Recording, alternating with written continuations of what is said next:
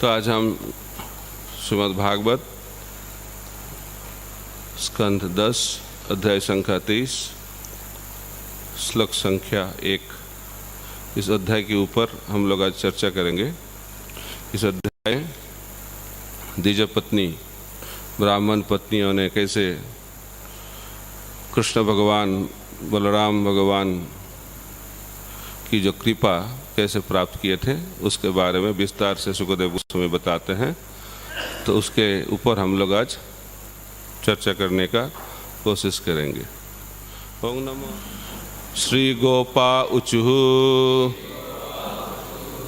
राम राम महाबाहो कृष्ण दुष्ट निबर्हना ऐसा वै बाधते क्षुण्ण तत्शान्तिं कर्तुम् अर्हतः। श्री गोपा उचुः राम राम महाबाहो कृष्ण दुष्ट निबर्हना ईशा वै बाधते क्षुण्ण तत्शान्तिं कर्तुम् अर्हतु। श्री गोपा उचुः राम राम महाबाहो कृष्ण दुष्ट निबर्हना ईशा वै बाधते क्षुण्ण तत्शान्तिं कर्तुम् अर्हतः।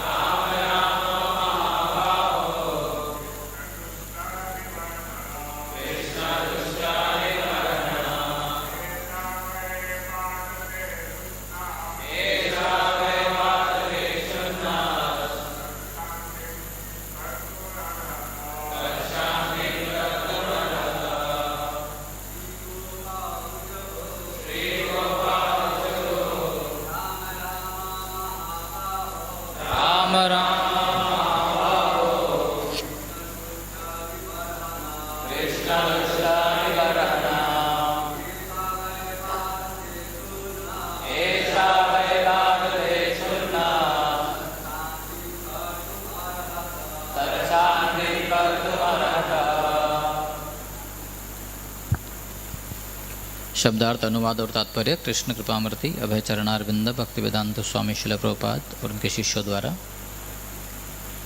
श्री गोपाः उचुः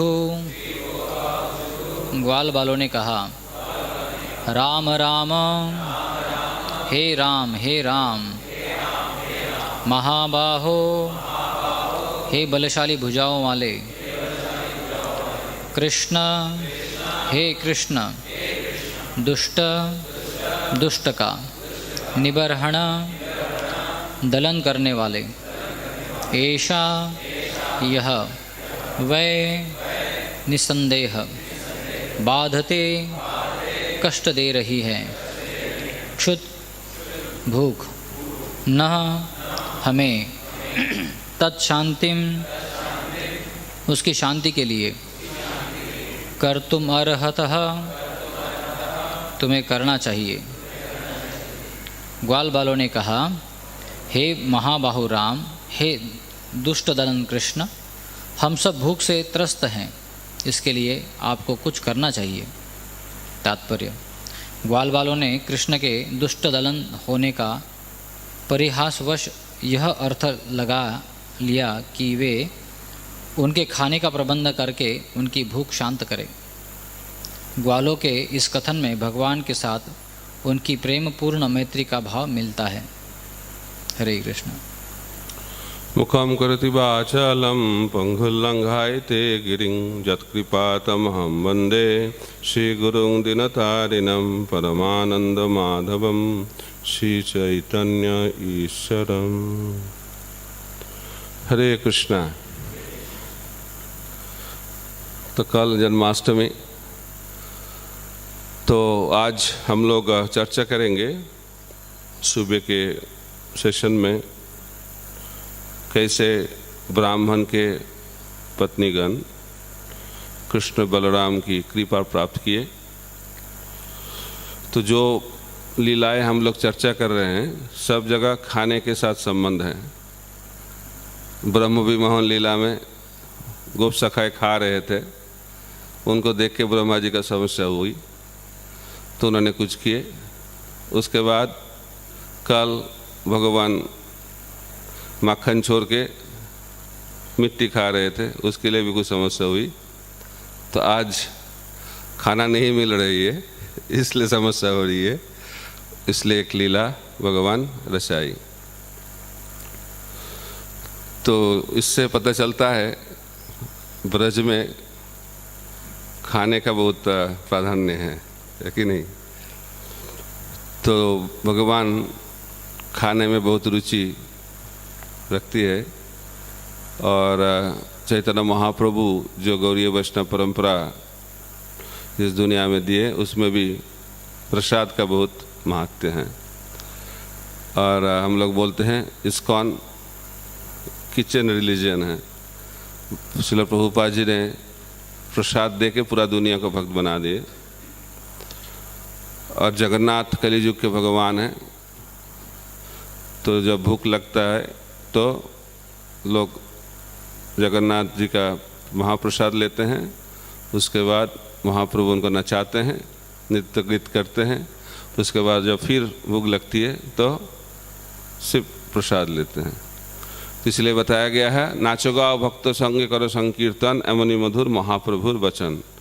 सो महाप्रभु जो भक्ति की मार्ग दिए हैं वो बहुत सरल है, और जो मार्ग में हम लोग अभ्यास करते हैं उसमें भी आनंद मिलती है। कर्मकांड ज्ञान कांड में बहुत कष्ट, जो साधक होते हैं बहुत कष्ट करते हैं, लेकिन भक्ति ऐसी मार्ग है उसमें साधन के स्तर में भी आनंद मिलती है। ये भक्ति की महत्व है। तो इधर गोप सखा बोल रही है, गोप सखा बोल रहे हैं भूख लगी। किसको भूख लगी? गोप सखा को भूख लगी। तो वो बता रहे हैं कृष्ण को, बलराम को। पहले राम को बताया, राम राम राम राम महाबाहो।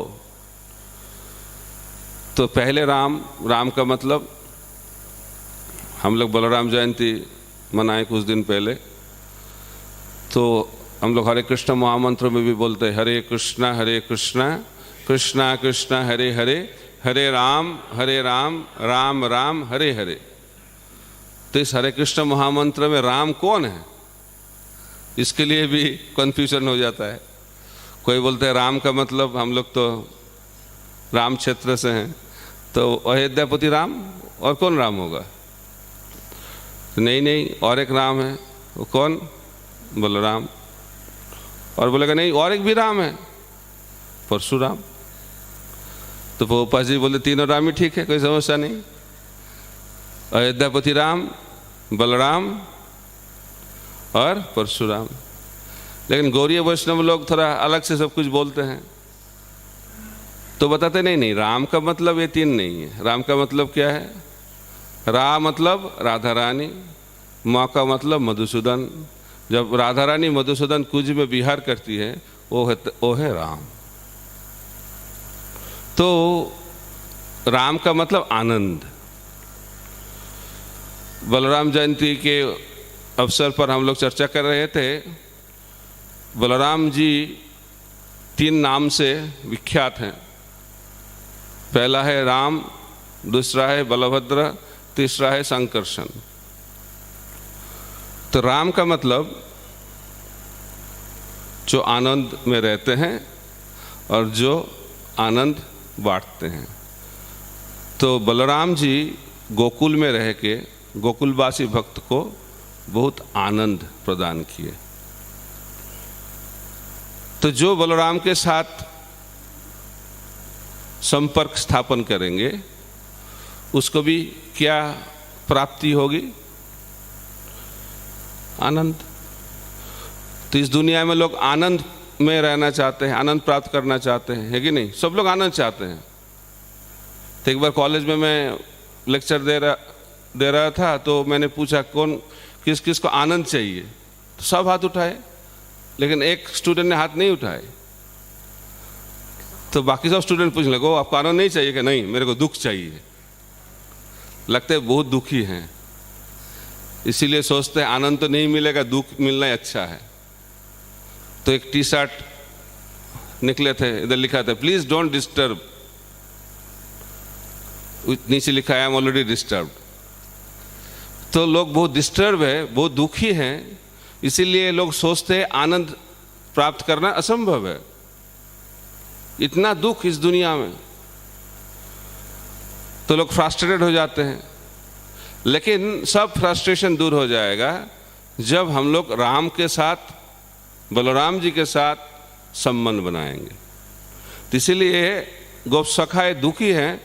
क्यों दुखी है? दुख नहीं, वो उसको भूख लगी है। तो इस भूख के कारण वो किसको पुकारे हैं? किसको पुकारे हैं? राम राम महाबाहो।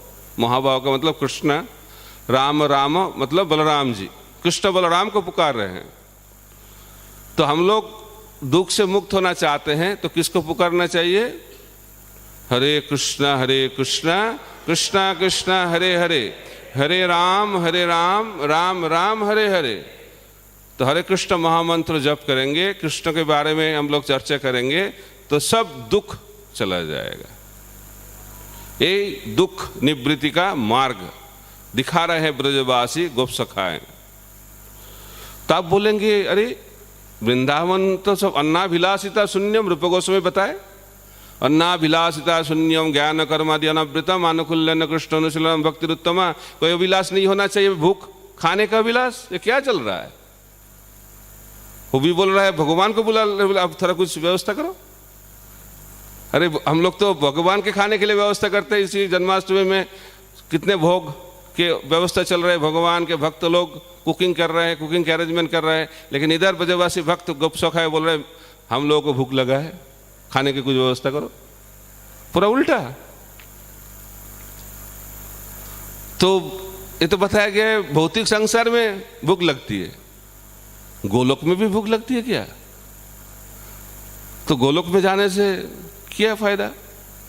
उधर भी भूख लगती है, खाने को नहीं मिलता, उधर भी फुटबॉल लाइफ जरूरत है। ये तो फुटबॉल लाइफ प्रोग्राम है ना। तो खाने के लिए, भीख मांगने के लिए ये लीला पूरा है। तो आचार्य लोग बताते हैं गोप सखाएं भगवान के लिए सब कुछ करते हैं। तो उन्होंने बता के रखे किसको? जोगमाया को। कब हम लोग को भूख लगना चाहिए वो जोगमाया को बता दिए। जब भगवान कृष्ण बलराम को भूख लगेगी उस टाइम हमारा भूख का अनुभव होना चाहिए।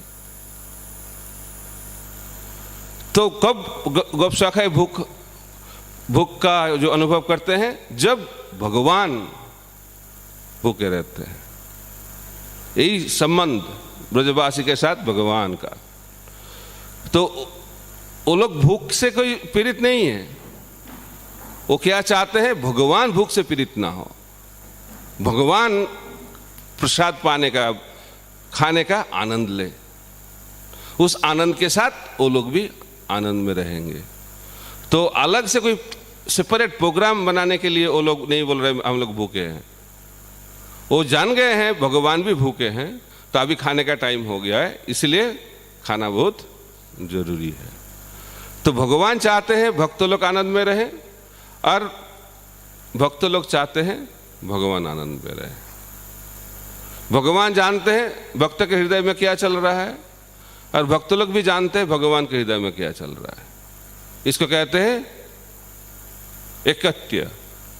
जो निर्विशेषवादी लोग भगवान के साथ एक होना चाहते हैं, ब्रजवासी भक्त लोग भी एकत्व में हैं, लेकिन वो अलग भाव का एकत्य। जो भगवान चाहते हैं वही ब्रजवासी भक्तगण चाहते हैं, और जो ब्रजवासी भक्तगण चाहते हैं वही भगवान चाहते हैं। कोई अलग चाहने का कोई स्थान वृंदावन में है नहीं। No separate endeavour, no separate mentality, no separate attitude. इसको कहते हैं वृंदावन, कृष्णमय। सब कृष्ण को केंद्र करके कर रहे हैं। तभी भूख लग गया है तो कृष्ण बलराम के पास आए। तो कृष्ण बलराम ने बोले कोई समस्या नहीं, ज़्यादा दूर नहीं, पास में ही ब्राह्मण लोग यज्ञ कर रहे हैं और बहुत खाने का सामग्री उधर है, तब चले जाओ उधर और जाके बताओ इधर बलराम है। पहले बलराम का नाम बोलिए, मेरा नाम मत बोलो। क्यों? क्योंकि बलराम क्षत्रिय हैं और मैं गोप हूं, वैश्य हूं। ये लोग ब्राह्मण है ना, ब्राह्मण से मांगना ठीक नहीं, ब्राह्मण को दान देना चाहिए ना, ब्राह्मण को दान देना चाहिए क्षत्रिय को। लेकिन बलराम जी बहुत फेमस है, क्षत्रिय है, उसको उनका नाम बोलोगे तो थोड़ा उन लोग सोचेंगे हाँ दे देना चाहिए, लेकिन मेरा नाम बोलोगे तो देगा नहीं, क्योंकि मैं तो गोप हूँ, वैश्य हूँ, नीच जाति के हूँ, ऐसा भाव। तो कृष्ण ने बताया पहले बलराम जी का नाम लीजिएगा, उसके बाद मेरा नाम लीजिएगा, बलराम जी का नाम होना चाहिए।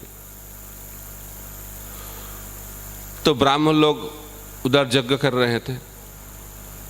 कैसा यज्ञ? स्वर्ग जाने का यज्ञ, कर्मकांडीय यज्ञ। तो ब्राह्मण, कौन ब्राह्मण है ये जानना भी बहुत जरूरी है। ये बताया गया है जन्मना जायते शूद्र संस्कारात भवेत द्विज वेद पाठात भवेत विप्र ब्रह्म जानाति इति ब्राह्मण। तो जो शुक्र जन्म, उसका मतलब पिता माता के माध्यम से जो शरीर हम लोग प्राप्त करते हैं, जिस जन्म हम लोगों को मिलता है, वो क्या है? तमोगुण में अंधेरा शूद्र जन्म बताया गया है। कुछ दिखाई नहीं पड़ता है कि नहीं? क्योंकि तमोगुण में अज्ञान। तो इस जन्म का महत्व शास्त्र में नहीं दिया गया है। तो सबको मिलता है जन्म, लेकिन मनुष्य जीवन में असली जन्म कब होता है? जब दूसरी बार जन्म लेते हैं। तो उसको क्या कहते हैं? संस्कारात भवेत द्विज। संस्कार के माध्यम से, वैदिक संस्कृति में लोग गुरुकुल में जाते हैं, उधर गुरु मिलते हैं, गुरु के पास जाके दीक्षा के लिए प्रार्थना करते हैं शिष्य, तो उनको मंत्र दिया जाता है, उसके माध्यम से दीक्षा। संस्कार सावित्री जन्म भी कहलाया गया है। एक शुक्र जन्म, उसके बाद सावित्री जन्म, उसके बाद जागृति जन्म, जब गायत्री मंत्र प्राप्त करते हैं।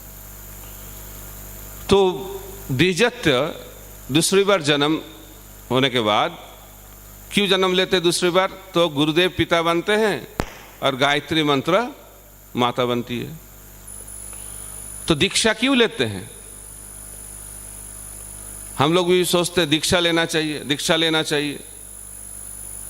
दीक्षा का लक्ष्य क्या है और दीक्षा क्या है? तो वो जी बताते हैं, जैसे कॉलेज में एडमिशन होता है, दीक्षा भी स्पिरिचुअल लाइफ में एडमिशन जैसी। तो दीक्षा जिंदगी का लक्ष्य नहीं है। दीक्षा जिंदगी का शुरुआत है। दीक्षा के माध्यम से भक्ति जो जीवन वो चालू होता है। भगवान के साथ हमारा संबंध बनता है। प्रामाणिक गुरु के माध्यम से हम लोग भगवान के साथ जुड़ते हैं। तो दीक्षा लेना क्यों जरूरी है? द्विजत्व क्यों प्राप्त करते हैं हम लोग?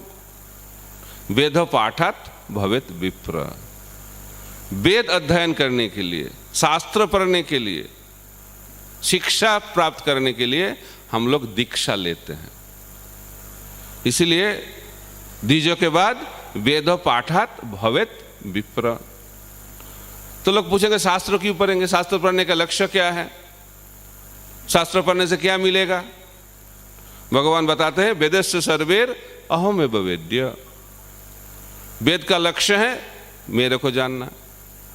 जो कृष्ण को जानते हैं वो वेदों को जानते हैं, जो कृष्ण को नहीं जानते हैं वो वेदों को नहीं जानते हैं। तो शास्त्र हम लोग पढ़ते हैं भगवान को जानने के लिए। तो ब्राह्मण कौन है?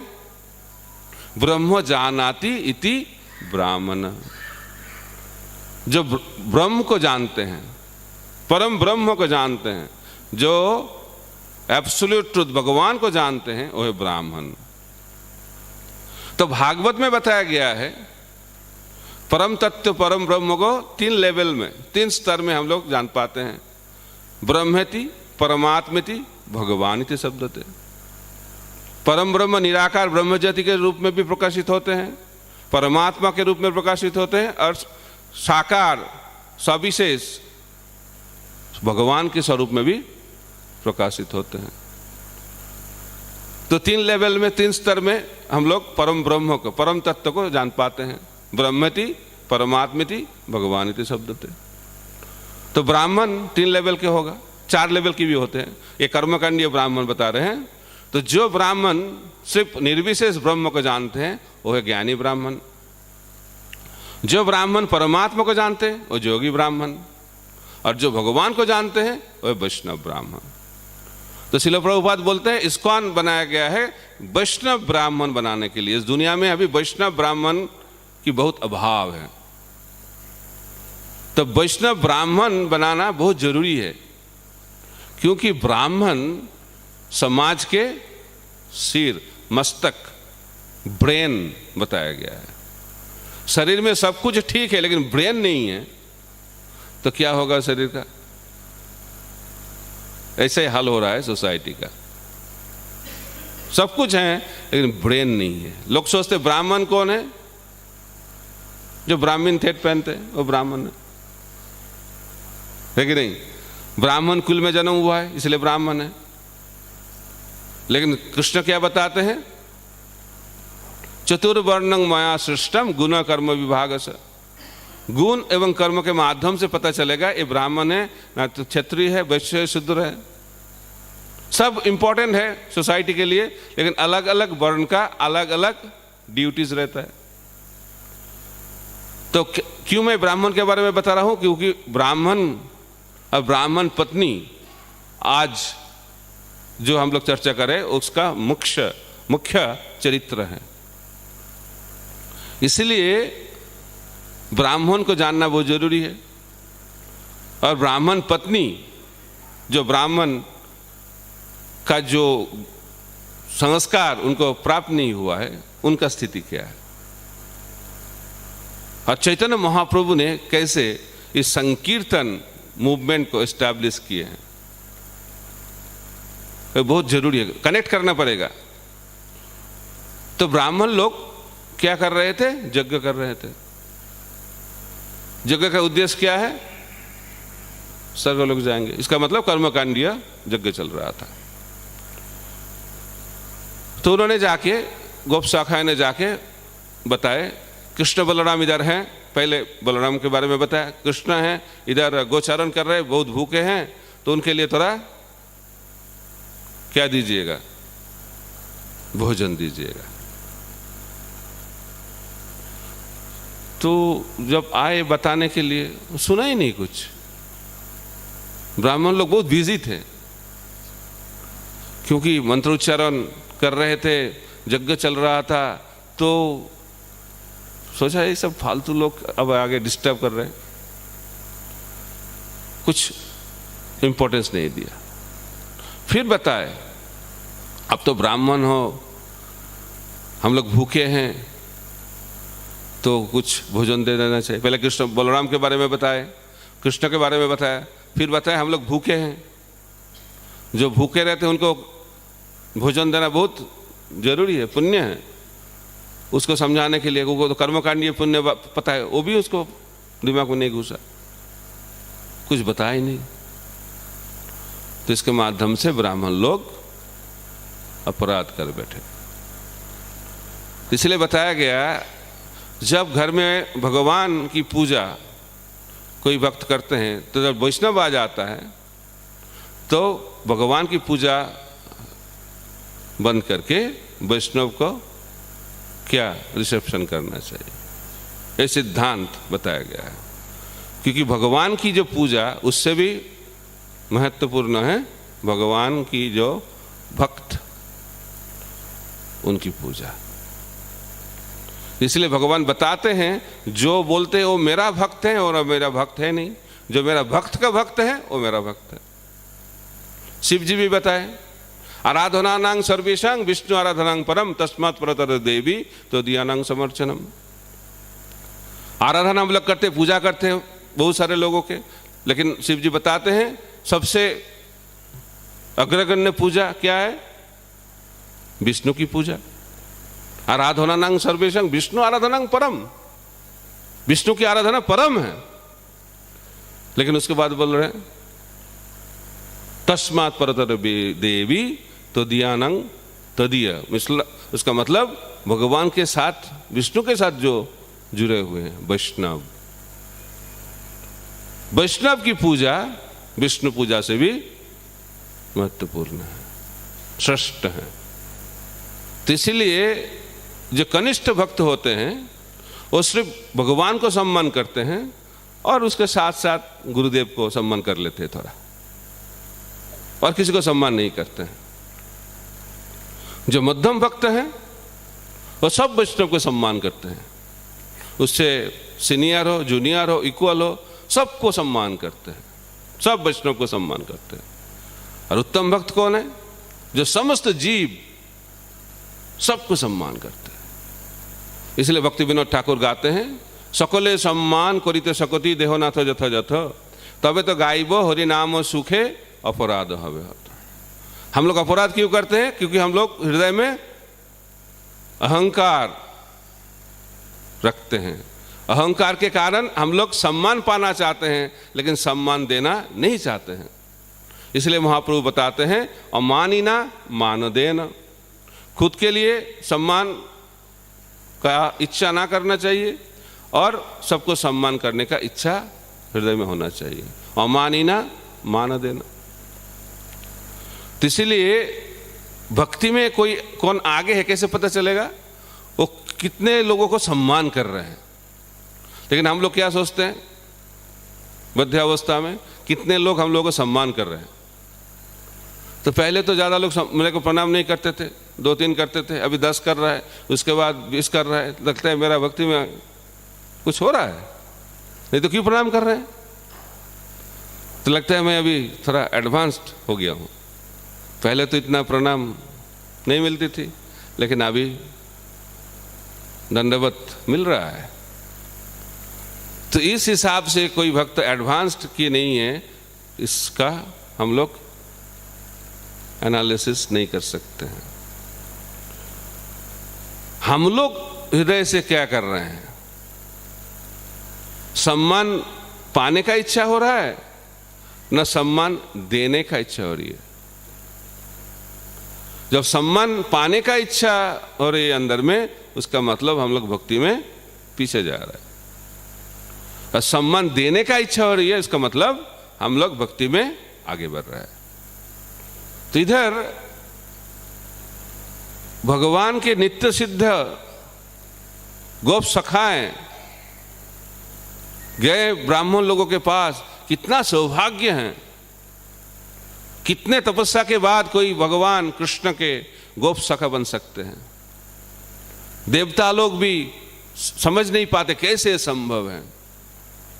ब्रह्मा जी भी मोहित हो गए, देवता लोग भी मोहित हो जाते हैं। वो गोप सखाए आए जिधर यज्ञ कर रहे थे ब्राह्मण लोग, कितना सौभाग्य, लेकिन उनको पता ही नहीं चला, उसको कोई इंपॉर्टेंस नहीं दिया, भगा दिए। तब दुखी हो गए थोड़ा। तो जब दुखी होकर कृष्ण को बताए नहीं मिला, फुटफॉल लाइफ में आज फूड नहीं मिला, तो दुखी हो गए। तो भगवान कृष्ण बताए दुखी होने का कोई कारण नहीं। तो जब हम लोग मांगते कोई देगा, कोई नहीं देगा। ये भी एक चीज हम लोग को सीखना चाहिए। जब हम लोग कुछ मांगने के लिए जाते हैं, ये हमारा एक्सपेक्टेशन नहीं होना चाहिए जिसके पास जाओ वो हम लोग को देगा।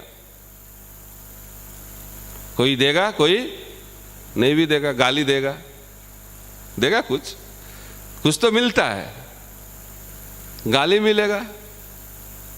तो हम लोग बोलते हैं इस्कॉन में 2 चीज फ्री मिलता है, एक है प्रसाद और दूसरा है गाली, फ्री मिलता है। तो इसलिए प्रसाद के लिए, भोजन के लिए, कुछ मांगने के लिए जो हम लोग जाते हैं, कोई ना बोल दे उससे दुखी होना ठीक नहीं। तो भगवान बताते हैं दुखी होने का कोई जरूरत नहीं, आप लोग फिर जाओ। तो इसीलिए हम लोगों को कोशिश करना पड़ेगा। एक बार फेलियर होगा तो दूसरी बार होगा तो तीसरी बार, तो छोड़ना नहीं चाहिए। श्रील प्रभुपाद जी छोड़ा नहीं, कितने कोशिश किए। 1944 से बैक टू गॉडेज मैगजीन चालू किए, कुछ नहीं हो रहा था। तो धीरे धीरे भागवत लिखे, भागवत को लेके बहुत कोशिश किए इंडिया में, कुछ नहीं हो रहा था। लेकिन उन्होंने सोचा अभी भागवत रेडी हो गया है तो अभी चलते हैं, विदेश चलते हैं। तो अमेरिका गए। 1922 में निर्देश मिला विदेश में प्रचार करने का, और अमेरिका पहुंचे 1965 में। कितना साल? 43 इयर्स कोशिश की। 1966 में इस्कॉन का स्थापना हुई, ठीक है नहीं? तो प्रभुपाद जी छोड़ दिए थे क्या? नहीं होगा। तो हम लोगों को एंडेवर करने का जो इच्छा, वो छोड़ना नहीं चाहिए। अंग्रेजी में बोलते हैं नेवर गिव अप, छोड़ना नहीं, क्योंकि एक दिन ना एक दिन सक्सेस जरूर आएगा। तो सक्सेस क्या है? सक्सेस में नहीं है। सक्सेस है हम लोग कितना प्रयास कर रहे हैं। भगवान फल से संतुष्ट नहीं होते हैं, प्रयास से संतुष्ट होते हैं। कितना प्रयास कर रहे हैं। तो प्रयास 100% होना चाहिए। कृपा, हम लोग भगवान की कृपा प्राप्त करना चाहते हैं। कृपा चाहिए। हे भगवान कृपा कीजिए, हे गुरुदेव कृपा कीजिए, हे भक्तगण कृपा कीजिए। तो कृपा कैसे मिलेगा? कोशिश जो करते हैं उसको ही कृपा प्राप्त होता है। Sincerity attracts mercy. कृपा प्राप्त करना है तो हम लोगों को सिंसियर होना पड़ेगा। सिंसियर का मतलब क्या है? कोई तो बोलेगा मैं बहुत सिंसियर हूं, बहुत ट्राई कर रहा हूं, बहुत सिंसियरली ट्राई कर रहा हूं। लेकिन सिंसियरिटी का मतलब 100% फॉर कृष्णा। भगवान के लिए 100% देना चाहिए, उसको कहते हैं सिंसियरिटी। जो भगवान के लिए 100% देंगे उसको ही भगवान की कृपा मिलेगा। उदाहरण जसोदा मैया, क्योंकि उनके बारे में हम लोग चर्चा नहीं किए ज़्यादा। तो जसोदा मैया ने मंगल आरती के टाइम चालू किए थे। क्या चालू किए थे? भगवान को बांधने का। और कब वो सफल हुई? गौर आरती के टाइम,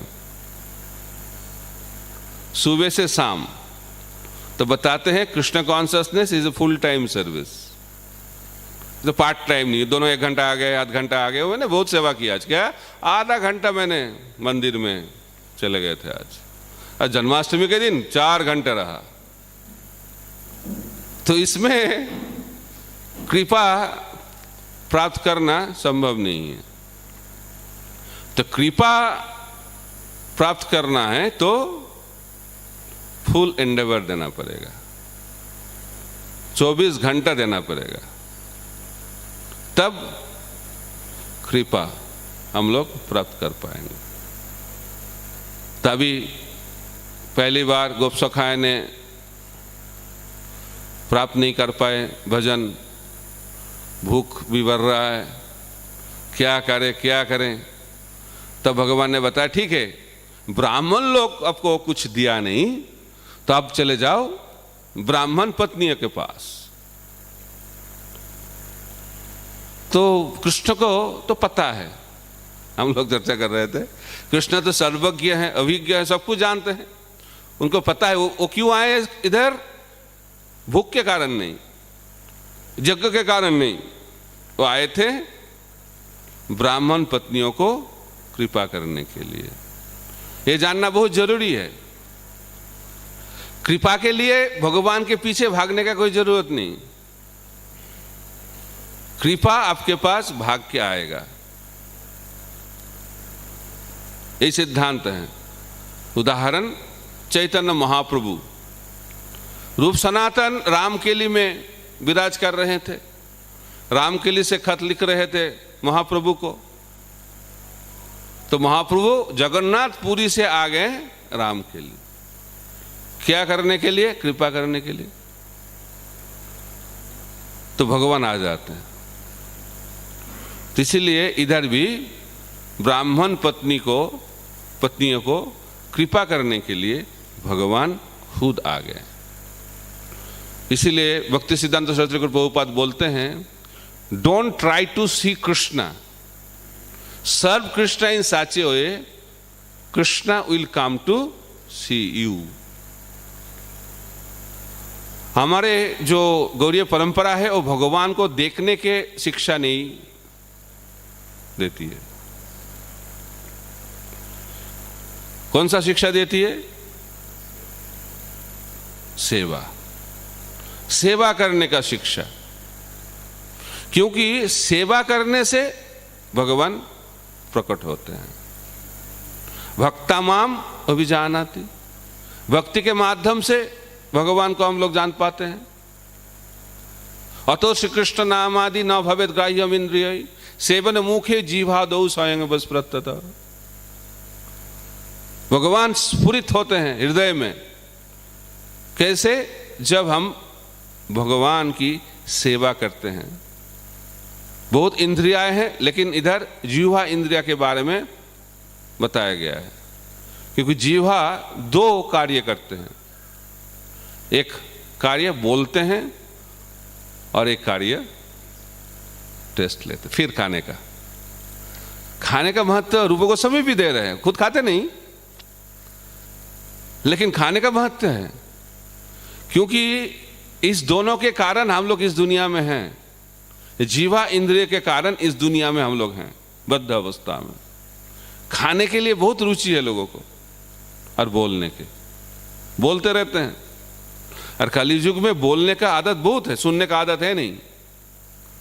बताया गया है हमारे शरीर में कितने मुख हैं? 1। कान कितने हैं? 2। इसका मतलब क्या है? 1 और 2, उसका मतलब जितना बोलना चाहिए उससे 2 गुना सुनना चाहिए, है कि नहीं? और कान खुला रहता है और मुख बंद रहता है। लेकिन कलयुग में क्या? मुख खुला रहता है और कान खुला रह के भी बंद रहता है। अभी तो ईयरफोन लगाते हैं हम लोग, है कि नहीं? ताकि कुछ चीज अंदर ना आए, क्योंकि खुद के बारे में हम लोग सुनना चाहते हैं।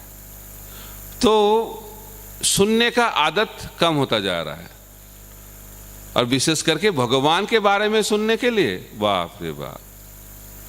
कोई बोलेगा आप कथा सुनने के लिए आ जाओ, टाइम नहीं है। मरने का टाइम नहीं है कथा सुनने का टाइम, मरने का भी टाइम नहीं है। कथा आप लोग सुनिए, बहुत अच्छा कर रहे हैं आप लोग, मेरे लिए भी सुन लीजिएगा। मैं भगवान से प्रार्थना करूंगा आपके लिए। तो लोगों का टाइम नहीं है, तो भक्ति कैसे होगा? तो सेवा भगवान को जरूरत जब पड़ता है, कब जरूरत पड़ता है? जब समय ठीक नहीं चलता है तब मंदिर में आ जाता है, वो भी अच्छा है, आ तो रहे हैं ना। तो हम लोगों को जानना चाहिए भगवान चाहते हैं हम लोग उनके साथ जुड़ जाएं, लेकिन हम लोग नहीं चाहते। एक बार प्रश्न कर रहे थे एक भक्त रोके हुए, हम लोग क्यों इधर चले आए, क्यों भगवान को छोड़ दिए, ऐसा गलती क्यों किए हम लोग? लोग सोचते हैं भगवान के कारण ऐसा हुआ है, भगवान हम लोग को भगा दिए चिन्मय जगत से। तो हम लोग खुद आए हैं इधर, क्यों? हम लोग ये सिद्धांत लिए हम लोग भगवान के साथ नहीं रहेंगे, भगवान को छोड़ के अलग से हम लोग भोग करेंगे, भगवान जैसा भोग करेंगे। इसीलिए हम लोग इस दुनिया में भोग कर रहे हैं। क्या? आनंद तो नहीं मिल रहा है, दुख भोग कर रहे हैं। भोग तो मिलेगा, दुख भोग। तो ये हम लोगों को समझना बहुत जरूरी है। तो अभी कृष्ण बलराम आ गए इधर, क्यों आ गए? ब्राह्मण पत्नियों को कृपा करने के लिए। देखिए कितना उन्नत भक्त हैं ब्राह्मण पत्नियां हैं। तो आप लोग पूछेंगे ये तो कुछ दीक्षा भिक्षा हुआ नहीं, मंत्र भी उच्चारण नहीं करते हैं, यज्ञ भी नहीं करते हैं, तो कैसे हो गया? तो इससे हम लोग को पता चलना चाहिए भक्ति प्राप्त करना है तो क्या करना चाहिए। आचार्य लोग बताते हैं ये ब्राह्मण पत्नियां सुने थे, भगवान के बारे में बहुत श्रवण किए ब्रजवासी भक्तों के मुख से, और सुनने के बाद हृदय में प्रेम प्रकट हो गया। जैसे रुक्मिणी देवी के हृदय में भी भगवान के लिए प्रेम प्रकट हो गई थी। उसी तरह ब्राह्मण पत्नी को जब श्रवण करने का मौका मिला, वो बहुत अच्छे से श्रवण कर रहे थे, और इस श्रवण के कारण हृदय में कृष्ण भक्ति प्रकट हो गए। तो इसीलिए प्रेम प्राप्त करना है भगवान के लिए तो सुनना चाहिए। नित्य सिद्ध कृष्ण प्रेम साध्य को बुनाए, श्रवण आदि शुद्ध चित्ते करहो उदय। तो प्रेम प्रकट करना है तो पूजा करने से, पूजा करना जरूरत है, लेकिन प्रेम प्राप्त करना है, विशेष करके कलियुग में श्रवण बहुत जरूरी है। श्रवण करना। परीक्षित महाराज सब कुछ छोड़ के 24 घंटा श्रवण कर रहे थे। तो प्रभुपाद जी चाहते हैं नित्यम भागवत सेवया। हम लोग हर रोज बोलते हैं, नित्यम का मतलब क्या है? 24 घंटा। चलो प्रभुपाद बोलते हैं हर भक्त को 24 घंटा भागवत सुनना चाहिए और हरे कृष्ण महामंत्र जप करना चाहिए। ये पढ़ के लोगों को फ्रस्ट्रेशन हो जाता है, भक्त लोगों को, कैसे संभव है? 24 घंटे तो छोड़िए, 64 माला सुनने से ही लोगों का डिप्रेशन हो जाता है। 64 माला, जब प्रभुपाद जी ने बोला 64 माला, सुन के ही तो इधर उधर हो गए सब। तो प्रभुपाद बोले ठीक है 64 माला समय 32 राउंड्स 32 करो। नहीं, वो भी नहीं, बहुत कठिन है। तो मिनिमम 16 माला करना चाहिए। अब ये मिनिमम शब्द अभी हट गया है, 16 राउंड्स, और उसके साथ मैक्सिमम 16 राउंड्स। 16 माला से एक माला एक्स्ट्रा कर लोगे तो लगता है 11th offence to the holy name. क्योंकि 17 माला कर लिया आपने, इतना गलती किया आपने, 17 माला क्यों कर लिए, 16 माला है। तो लोगों को माला करने में भी बहुत दिक्कत। 16 माला, एक वक्त बता रहे थे, हम लोग जप नहीं करते हैं, हम लोग माला करते हैं, है नहीं, जप नहीं होता है, माला घूमता है ना, माला घूमता है। तो जप करना है तो ठीक से मन लगा के जप करना चाहिए, तब जप होता है। मंत्र का मतलब मन के साथ संबंध नहीं रहेगा तो मंत्र का फल कैसे मिलेगा। तो मंत्र इधर उधर भागता है ना, इधर उधर भागता है, और जप के समय ज्यादा भागता है। और जो रजोगुण में है उनका मन ज्यादा भागता है, और वो लोग बोलते भी है मन जब जप नहीं करता वो शांत रहता है, जब जप चालू हो जाता है मन अशांत हो जाता है। कब जप खत्म होगा, कब जप खत्म होगा, और प्लानिंग चलता रहता है। जो भक्त लोग प्लानिंग करते पूरा दिन का, क्या जप के बाद क्या होगा। इसीलिए हम लोगों को साधन भक्ति का फल नहीं मिल रहा है। जो चीज हम लोग कर रहे हैं उस टाइम मन उसमें नहीं है। जब मंगल आरती में है हम लोग सोच रहे कैसे जप करेंगे, तो जब करते रहे तो सोचते क्या कैसे मैं भागवत पढ़ूंगा, भागवत सुनूंगा, और जब भागवत सुनते हैं सोचते अभी कैसे सेवा करूंगा। मन नहीं है, मन पेंडुलम जैसा घूम रहे हैं। तो मन को स्थित करना है जप में, तब जप का फल मिलेगा। तो श्रवण का भी एक ही सिस्टम है। जब हम लोग श्रवण करते, प्रभुपाद जी बोलते हैं here with wrapped attention, here attentively, seat properly. बहुत सारी चीज प्रभुपाद जी ने बताया, क्योंकि मन को एकाग्र करना बहुत जरूरत है, बहुत जरूरी है। तो हम लोग सोचेंगे कैसे हो पाएगा। इसको प्राप्त करने के लिए हम लोग दिन भर क्या करते हैं उसको भी परिवर्तन करना पड़ेगा। हम लोग दिन भर रजोगुण में रहेंगे, तमोगुण में रहेंगे, और सोचेंगे मॉर्निंग में जब करूंगा सत्वगुण में रहूंगा, कैसे संभव है। इसे लाइफस्टाइल को चेंज करना पड़ेगा। इसलिए मैं एक फॉर्मूला देता हूं, प्रैक्टिकल फॉर्मूला, इसको कहते हैं लैम्प फॉर्मूला, LAMP। लैम्प का मतलब क्या है, एल का मतलब लाइफस्टाइल, ए का मतलब एटीट्यूड, एम का मतलब मोड ऑफ गुडनेस, और पी का मतलब प्रेयरफुल मूड। ये चारों चीज हम लोग ठीक से प्रैक्टिस करेंगे तो मन धीरे धीरे धीरे मंत्र में लग जाएगा। इसलिए पहला है लाइफस्टाइल। तो लाइफस्टाइल को हम लोग को सत्वगुण में लेके आना पड़ेगा। हमेशा मोबाइल में रहोगे, हमेशा फेसबुक में रहोगे, हमेशा इधर उधर घूमते रहोगे, तो मन कैसे शांत रहेगा, मन तो अशांत हो जाएगा। तो इसीलिए इंद्रियों को भगवान के सेवा में लगाना चाहिए, इंद्रियों को इधर उधर भागने के मौका नहीं देना चाहिए। तब क्या होगा, धीरे धीरे हमारा जिंदगी सत्वगुण में आ जाएगा। ठीक है। तो इसीलिए श्रवण ठीक से करना बहुत जरूरी है, और श्रद्धा पूर्वक, श्रद्धा भाव से श्रवण करना चाहिए। श्रद्धा नहीं रहेगा तो श्रवण का फल नहीं प्राप्त कर पाते हैं लोग।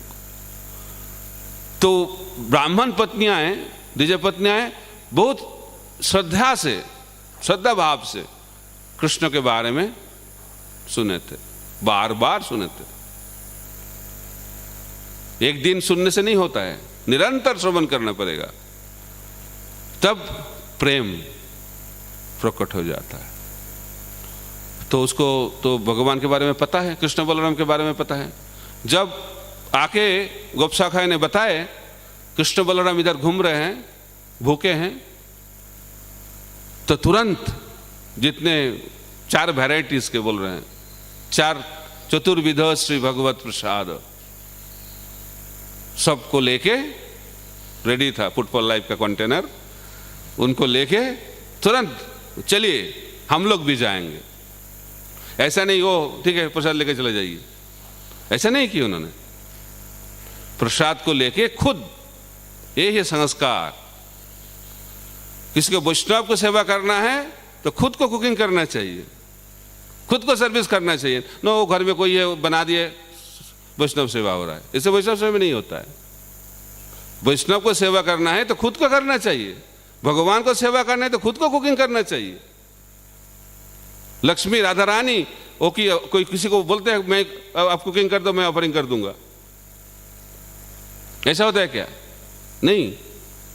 जो जिसको हम लोग प्यार करते हैं उसके लिए सेवा खुद करना चाहिए, ये प्रेम का लक्षण है। और किसी से मैं करा रहा हूं उसका मतलब प्रेम नहीं है, प्रेम नहीं है, मैं डेलीगेट कर दिया हूं, ये मैनेजमेंट हो गया। इसके साथ प्रेम का कोई संबंध नहीं है। जो चीज में प्रेम है वो खुद करेगा उस सेवा को, ये बहुत जरूरी है। तो प्रभुपाद जी बोलते थे मैं इस दुनिया में आया हूं, मेरा आने का एक मुख्य लक्ष्य है क्या? शास्त्र को लिखना, इसलिए वो करते थे। तो इसलिए हम लोग को जानना चाहिए हम लोगों का सेवा क्या है। हम लोग कुछ डेलीगेट कर सकते हैं, लेकिन खुद का सेवा है ना, सब कुछ डेलीगेट कर दिया है। अभी क्या करते हो? कुछ काम नहीं है, सब डेलीगेट कर दिया हूं मैं। तो ये सिर्फ मैनेजमेंट नहीं है,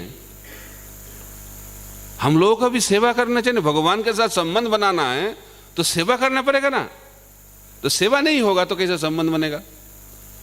तो यज्ञ पत्नियां हैं, अभी खुद जा रहे हैं प्रसाद को लेके, भोजन को लेके जा रहे हैं और खुद भगवान को खिलाएंगे। तो पहुंच गए भगवान कृष्ण बलराम के पास पहुंच गए। तो भगवान जैसे रासलीला में जब गोपियां आए थे, जैसे बताए सेम लीला, तो उन्होंने बताया आपको अभी घर चले जाना चाहिए, आप ब्राह्मण पत्नी हो, मेरे साथ रहना ये ठीक नहीं है, तब चले जाओ और उधर जाके मैं आपको आशीर्वाद करूंगा, आप ठीक रहोगे, कोई समस्या नहीं होगा, आप चले जाइए। तो उन्होंने बोला अरे हम लोग तो आए हैं आपके साथ रहने के लिए, सबको छोड़ के आ गए हैं हम लोग, तो अब तो हम लोग वापस नहीं जा सकते, क्योंकि हम लोग वापस भी जाएंगे जो हमारे पति लोग हैं, पिता लोग हैं, पुत्र हैं, भाई हैं और सब परिवार सज्जन व्यक्ति हैं, वो तो हम लोगों को फिर वापस नहीं लेंगे, हम लोग तो सब छोड़ के आ गए। तो आचार्य लोग इसके बारे में विस्तार से चर्चा करते हैं। तो भगवान को प्राप्त करना है तो सब कुछ छोड़ना जरूरत है। तो लोग बोलेंगे फिर तो गृहस्थ लोग भगवान को प्राप्त कर पाएगा क्या, ना घर छोड़ना पड़ेगा। तो इसीलिए बताया गया है भगवान को प्राप्त करना है तो कुछ चीज छोड़ने का जरूरत नहीं है, भगवान को जिंदगी में जोड़ना चाहिए। गोपियां सब बहुत अच्छी तरीके से परिवार में सेवा करती थी, लेकिन मन 24 घंटा किसका चिंतन करती थी? श्री कृष्ण की। तो यही सबसे बड़ा फॉर्मूला है भगवान को प्राप्त करने का। मन किधर है? मन कृष्ण में लगना बहुत जरूरी है। तो कृष्ण भावनामृत का मतलब कृष्ण चिंतन। कृष्ण चिंतन जब होगा उसके माध्यम से हम लोग भगवान को प्राप्त कर पाएंगे। हम लोग सेवा कर रहे हैं भगवान की डायरेक्ट सेवा, मन अलग जगह है, उसमें सेवा का फल मिलेगा नहीं उतना, क्योंकि मन सेवा में है नहीं। शरीर है लेकिन मन नहीं है। तो भगवान को प्राप्त करना है तो मन भगवान में लगाना चाहिए। तब कृष्ण बताते हैं ब्राह्मण पत्नियों को, आप घर चले जाइए, क्योंकि मेरे को प्राप्त करने के लिए मेरे पास रहना ये जरूरी है नहीं। भगवान बताते हैं, ये बड़ा सिद्धांत है। हम लोग सोचते हैं भगवान के साथ रहेंगे तब भक्ति प्राप्त हम लोग कर पाएंगे। दुर्योधन भी तो भगवान के साथ थे, भक्ति प्राप्त किए क्या? तो भगवान के पास रहने से ही भक्ति प्राप्त हम लोग नहीं कर पाते हैं। उससे ज़्यादा इंपॉर्टेंट है भगवान को, भगवान के मुख से और भगवान के जो प्रतिनिधि है उनके मुख से सुनना चाहिए। अर्जुन कृष्ण के पास बैठा हुआ था, फिर भी मोह हो गया, है कि नहीं? तो मोह का कब दूर हुआ उनका? जब उन्होंने भगवान के मुख से भगवत गीता सुने। भगवत गीता सुनने के बाद अर्जुन का जो मोह पूर्ण रूप से चला गया। काला कृष्णदास महाप्रभु की लीला में हम जानते हैं, जब महाप्रभु दक्षिण भारत भ्रमण में गए, उनके साथ गए काला कृष्णदास। भगवान चैतन्य महाप्रभु प्रेम विग्रह, वो भी क्या हुआ? काला कृष्णदास कामासक्त हो गए, महाप्रभु को छोड़ के चले गए। तो महाप्रभु के साथ थे, फिर भी कुछ असर नहीं पड़ा। इसलिए भगवान के साथ हूँ, भक्त के साथ। उपा जी बताते हैं, एक मच्छर काट रहे थे, तो बोलते मेरे बहुत पास है, तो साधु संग कर रहा है क्या? ये तो मेरा खून पी रहा है। हम लोग चाहते मैं गुरुदेव के पास रहूंगा, गुरुदेव के पास रहूंगा, भगवान के पास रहूंगा। ये जियोग्राफिकल चीज है नहीं। Krishna is the centre of my life, कल हम लोग चर्चा कर रहे थे।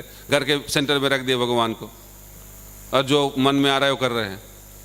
Krishna is the centre of my life, क्योंकि घर के सेंटर में भगवान है। ऐसा नहीं है। सेंटर का मतलब भगवान जो बोल रहे हैं उसके हिसाब से मैं सब कुछ कर रहा हूं, ये चीज जरूरी है। तो ब्रजवासी भक्तगण, ब्रज पत्नियां, अभी ब्राह्मण पत्नियां हैं, वो सब उन्होंने भगवान जो चाहते हैं वो करते हैं। तो ब्राह्मण पत्नियां जब सुने भगवान नहीं चाहते हैं हम लोग इधर रहें, उन्होंने बताया आपको कोई सामाजिक कुछ समस्या है तो हम लोग आपके साथ नहीं जाएंगे, कोई समस्या नहीं, हम लोग इस वृंदावन में वन में रह जाएंगे, आपके साथ जाने का जरूरत नहीं है, लेकिन हम लोग घर वापस नहीं जाएंगे। ऐसे बताते हैं ब्राह्मण पत्नियां हैं। तो इन्हें नहीं बोले कोई समस्या नहीं, आप जब वापस जाओगे तो आपकी जो पति हैं, पतिगण आपको एक्सेप्ट कर लेंगे, कोई समस्या नहीं होगा। तो उन्होंने मान लिए। यही भक्त का लक्षण है। वो आर्गुमेंट देंगे, लेकिन उसके बाद भगवान जो बोलेंगे वही करेंगे। ये सिद्धांत भी जानना बहुत जरूरी है। हमारे जिंदगी में एक व्यक्ति जरूरत है जिसका बात मैं सुनूंगा, कम से कम एक व्यक्ति जो बोलेंगे वही मैं करूंगा। ऐसा व्यक्ति जिंदगी में है नहीं तो वो भक्ति जीवन बहुत डेंजरस है। तब क्या होगा? हम लोगों को तो किसके बात सुनना पड़ेगा। तब हम लोग किसके बात सुनेंगे? मन की बात, बोलते हैं ना, मन की बात। तब ये जिंदगी बिताएंगे हम लोग। तो मन को गुरु बनाना है तो हम लोग ऐसे जिंदगी बिताएंगे। जिंदगी में तो गुरु बहुत जरूरत है, और सबके जिंदगी में गुरु है। जिसके जीवन में प्रामाणिक गुरु नहीं है उसके जीवन में कौन गुरु है? मन। गुरु छोड़ के तो हम लोग जिंदगी बिता नहीं सकते हैं। तो इधर ब्राह्मण पत्नियां ने, उन्होंने क्या किए? भगवान जब बताए आप जाके क्या करोगे? मेरे बारे में श्रवण कीर्तन करोगे, मेरा पूजा करोगे, सत्संग करोगे। इस करने से क्या होगा? हमेशा मैं आपके साथ रहूंगा। तो आगे ब्राह्मण पत्नियां, तो पति लोग आनंद भाव से उनको एक्सेप्ट किए। उसके बाद यज्ञ खत्म हुआ।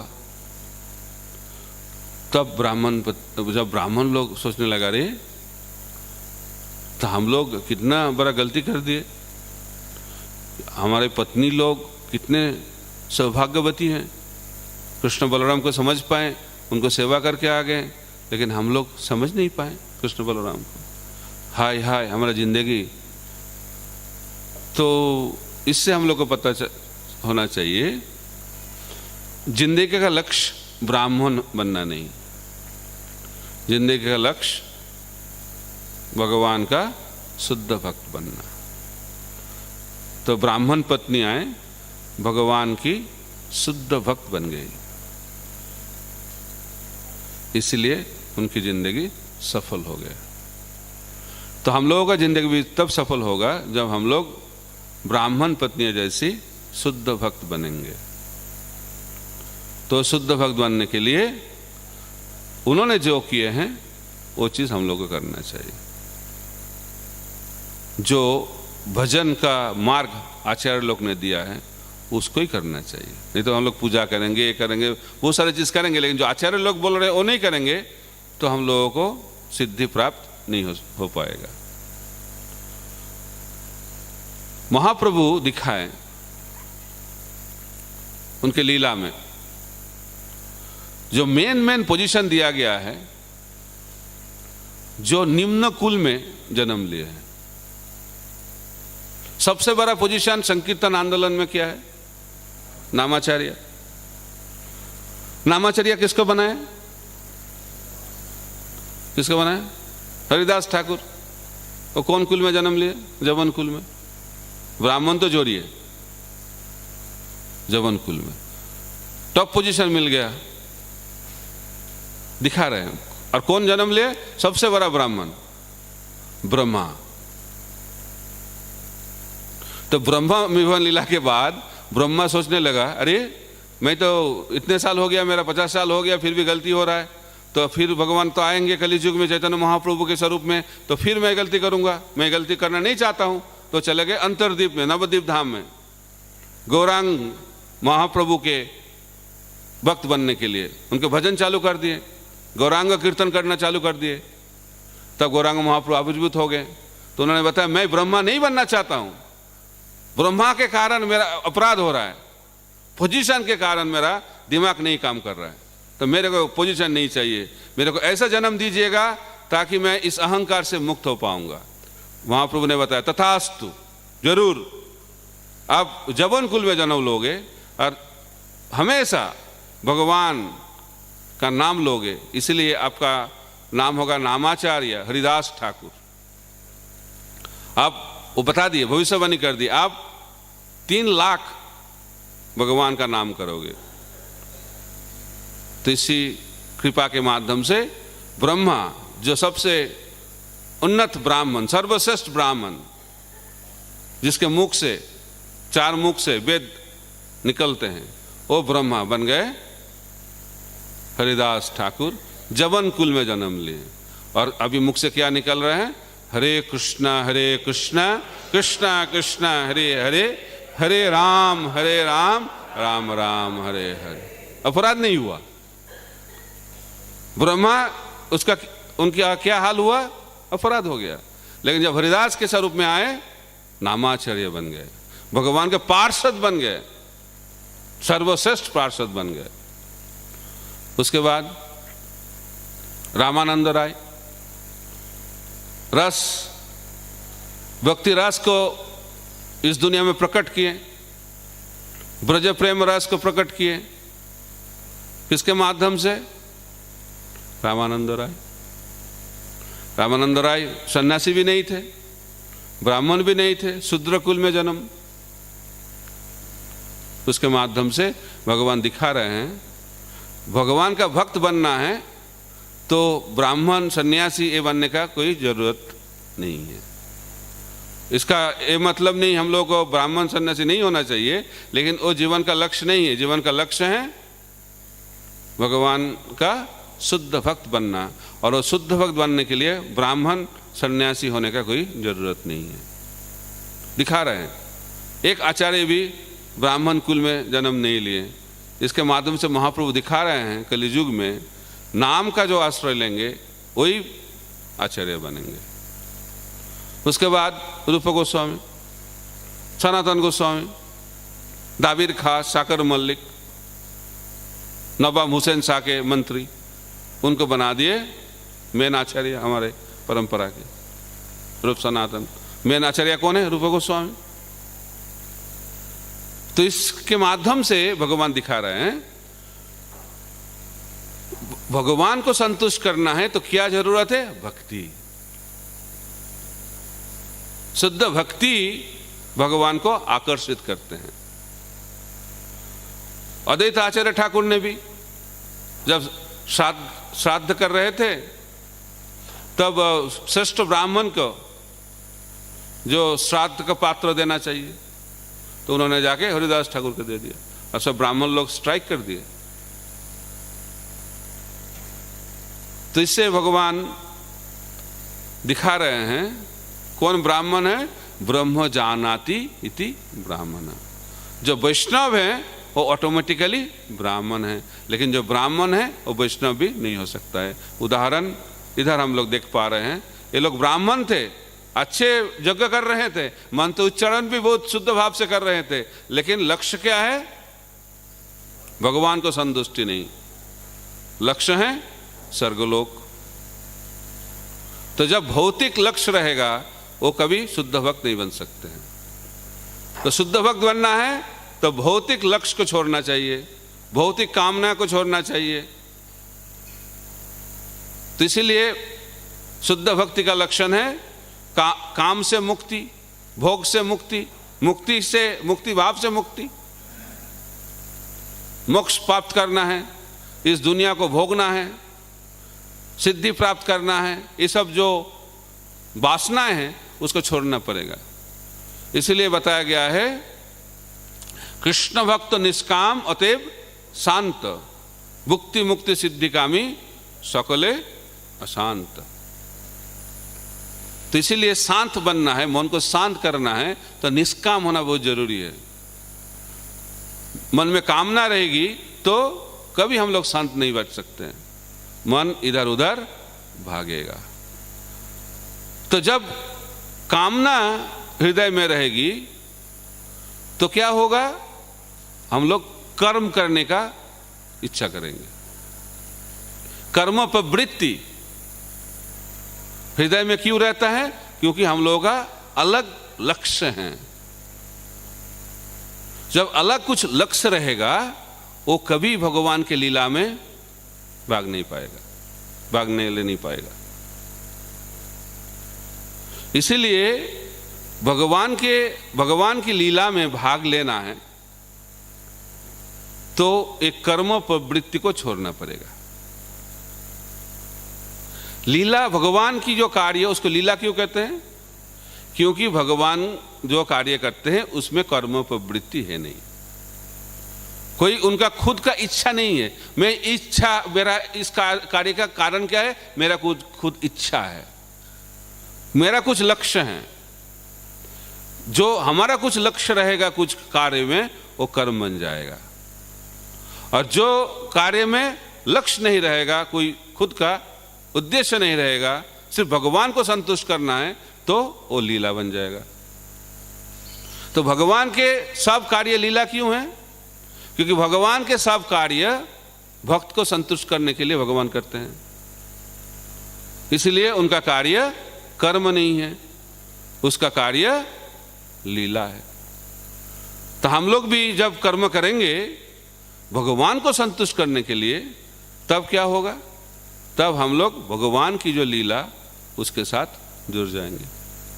तो भगवान की जो नित्य लीला उसमें प्रवेश करना है तो कर्म प्रवृत्ति को छोड़ना बहुत जरूरी है। It's a must.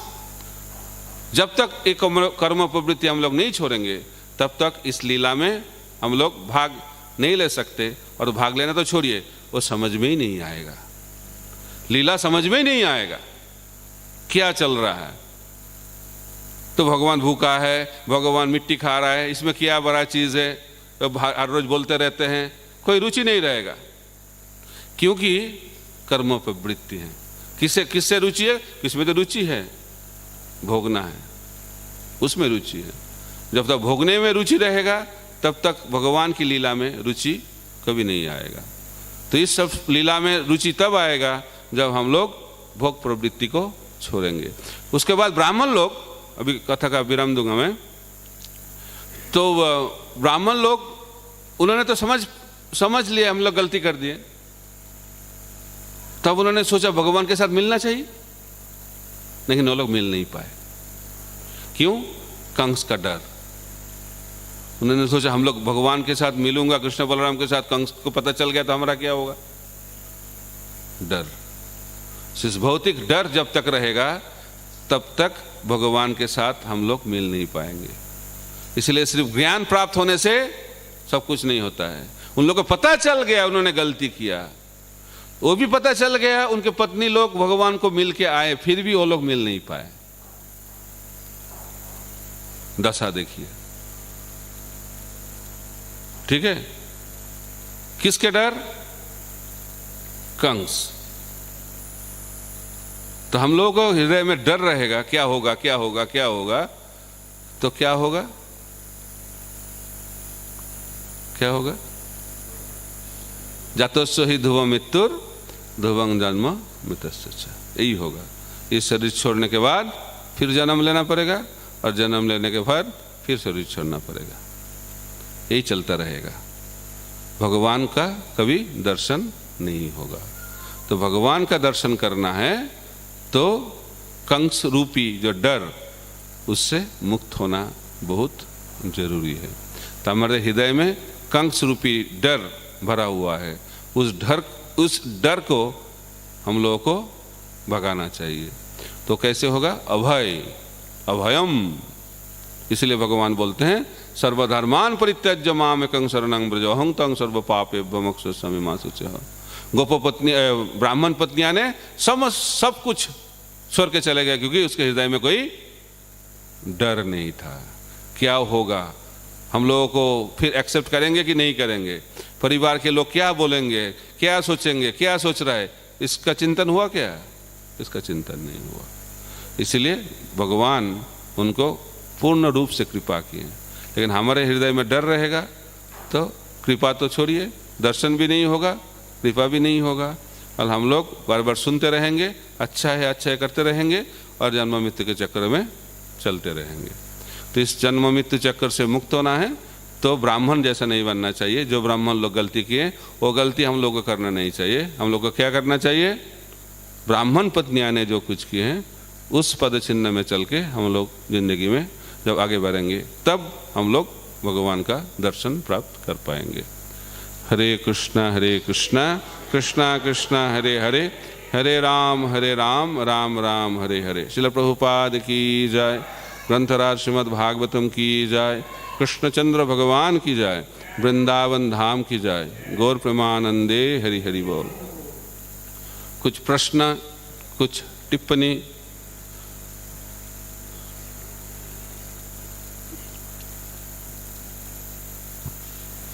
हरे कृष्णा महाराज, बहुत बहुत धन्यवाद इतनी सुंदर कथा के लिए। महाराज, ये आपने बीच में एक प्रिंसिपल बताया कैसे कृष्ण को प्राप्त करना है, तो कृष्ण के नियर रहना उसके लिए नेसेसरी नहीं है। भगवान बताए ब्राह्मण पत्नियों को। हाँ, भगवान खुद ही बता रहे हैं प्रिंसिपल। तो जो ब्राह्मण पत्नी है, यज्ञ पत्नी उनको तो महाराज, लेकिन हम देखते हैं जो कंडीशन सोल है उसके लिए तो ये बहुत इंपॉर्टेंट प्रिंसिपल है। अगर वो दूर रहता है तो उसकी जो भक्ति है वो बहुत अफेक्ट होती है, रादर देन जैसे हम लाइक मंदिर में रहते हैं, या फिर हमें कहा जाए कि आप किसी और जो प्रोजेक्ट है उसमें जाइए, थोड़ा दूर है मंदिर से, वहाँ जाकर सर्व कीजिए। तो हम देखते सर्व तो करते हैं लेकिन भक्ति बहुत अफेक्ट होती है। जो मंदिर में हम भक्ति कर पाते हैं या वहाँ कर पाते हैं, बहुत अंतर है दोनों में। इसका मतलब ये नहीं ये कोई जियोग्राफिकल चीज़ है। श्रील प्रभुपाद जी बोलते हैं, not for a single moment I was separated from my Guru Maharaj. एक है बोपू सेवा और एक है बानी सेवा। तो बोपू हम लोगों को मिल सकता है, नहीं भी मिल सकता है, उससे बहुत ज़्यादा इंपॉर्टेंट है बानी सेवा। तो भगवान बताते हैं बानी सेवा के माध्यम से उनके साथ संबंध जोड़ना बहुत आसान है और बहुत पावरफुल है। तो श्रील प्रभुपाद जी उनके गुरुदेव के साथ 3-4 बार मिले भौतिक विचार से, और भौतिक विचार से बहुत दूर रहे, लेकिन वो कभी गुरुदेव से दूर नहीं रहे। क्यों? क्योंकि वो गुरुदेव के वाणी के माध्यम से उनके साथ संबंध बना रखे थे। तो हम लोगों के साथ भगवान का संबंध कैसे बनेगा? जब हम लोग उसके वाणी के बारे में श्रवण करेंगे। तो हम लोग है मंदिर में लेकिन कुछ श्रवण नहीं कर रहे हैं, तो इस मंदिर में रह के भी माँ के चक्कर में पड़ोगे, ठीक है नहीं? जो सुनते हैं वो माया के चक्कर में नहीं पड़ते हैं। तो एक बार एक सर्वे हुआ है, एक घर में ब्रह्मचारी लोग रहते हैं, बहुत ब्रह्मचारी लोग रहते हैं, फिर भी उनको पूछा गया आपको क्या समस्या है? इधर हम लोग को बहुत लोनली लगता है। तो एक साथ तो रहते 20-25 ब्रह्मचारी, फिर भी लोनली रख रहे हैं, क्यों? कोई संबंध है नहीं, एक साथ रहने से संबंध नहीं बनता है।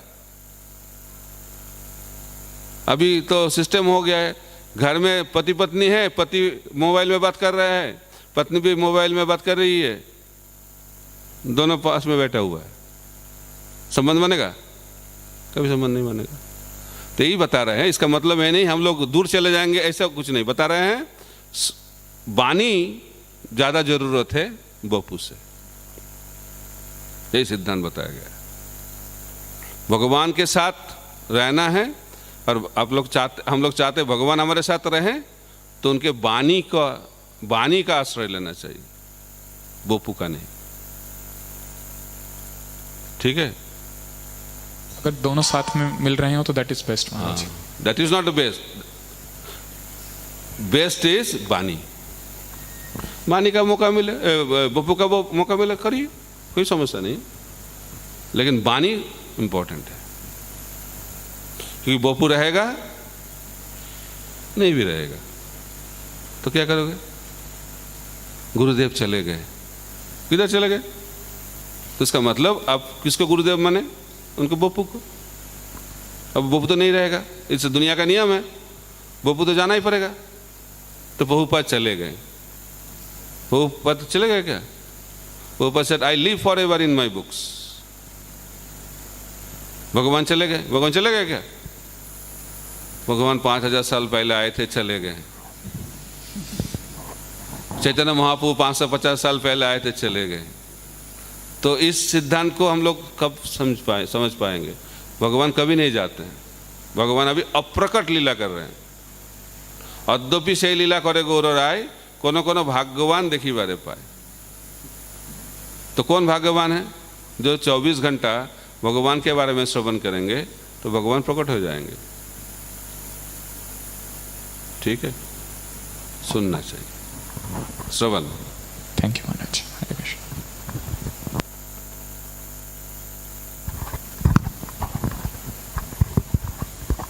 हरे कृष्ण महाराज।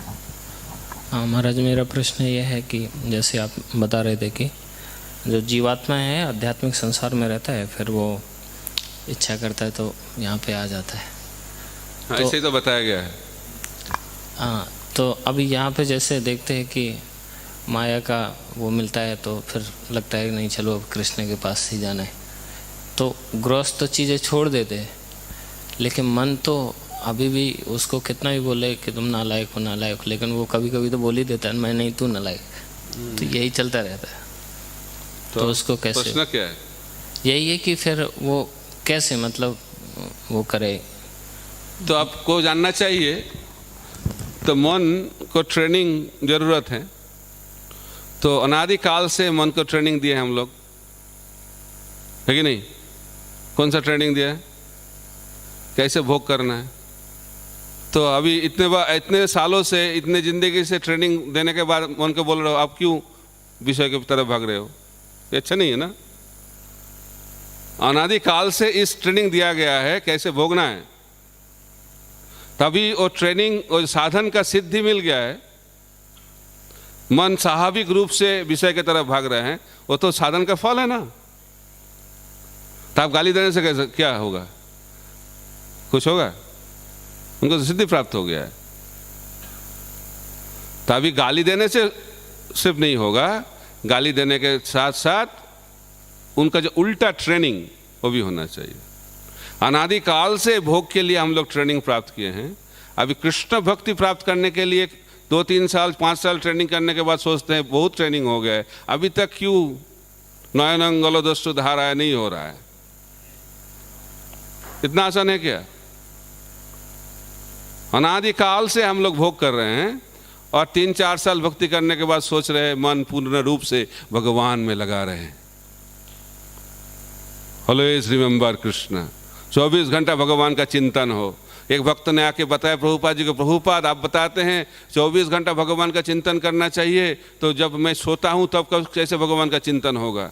तो भगवान ने बताया जब जगा रहते हो किसका चिंतन होता है? तो हम लोग बहुत अच्छी चीज चाहते हैं, डिजायर करते हैं। प्रभुपाद जी बोलते हैं फर्स्ट डिजर्व देन डिजायर। तो हम लोग बद्ध जीव हैं। बद्ध जीवों का लक्षण है मन विषय की तरफ भागेगा।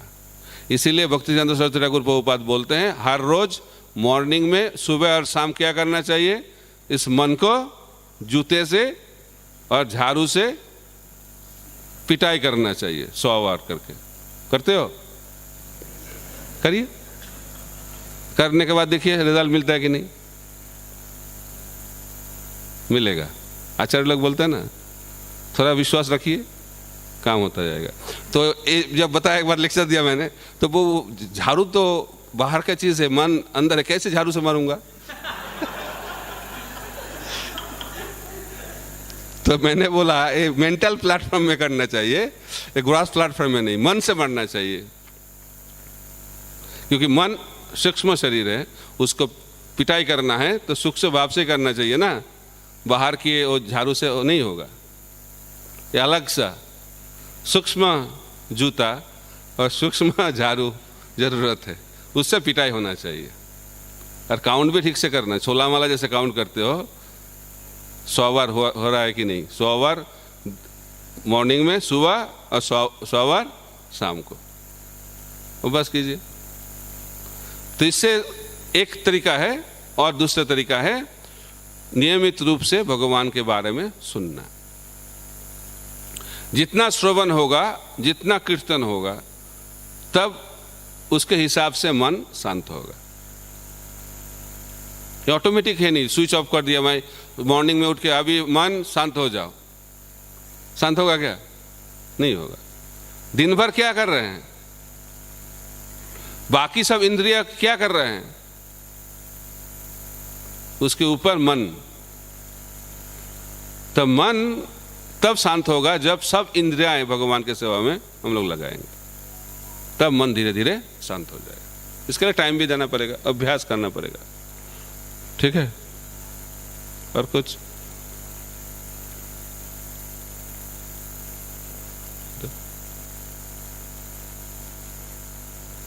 हरे कृष्णा महाराज। महाराज आपने बताया था कि कृष्णा मर्सी देने आए थे ब्राह्मण पत्नी को, तो मतलब उन्होंने पहले अपने फ्रेंड्स को ब्राह्मणों के पास क्यों भेजा था? मतलब सीधे ब्राह्मण पत्नी के पास क्यों नहीं भेज दिया? अच्छा प्रश्न है, अच्छा लगता है सुन के। तो ब्राह्मण के पास नहीं भेजेंगे तो ब्राह्मण पत्नी श्रेष्ठ है कैसे पता चलेगा? है कि नहीं? तो ब्राह्मण पत्नी के साथ पहले भेज देते तो प्रसाद लेके चले जाते, तो ब्राह्मण का क्या स्थिति है लोग कैसे जान पाएगा? तो ब्राह्मण पत्नी श्रेष्ठ हैं वो तो एस्टेब्लिश कर दिए उन्होंने, लेकिन उनको करने के लिए ब्राह्मणों का क्या स्थिति है वो भी तो दुनिया को दिखाना चाहिए ना। क्या करना चाहिए और क्या करना ना चाहिए, क्या ना करना चाहिए, वो दोनों चीज। इसलिए प्रभुपाद जी बोलते हैं जब करो वो करना चाहिए, और क्या नहीं करना चाहिए? आमिषाहार ना करना, मांसाहार, नेशा नहीं करना चाहिए, जुआ नहीं खेलना चाहिए ना।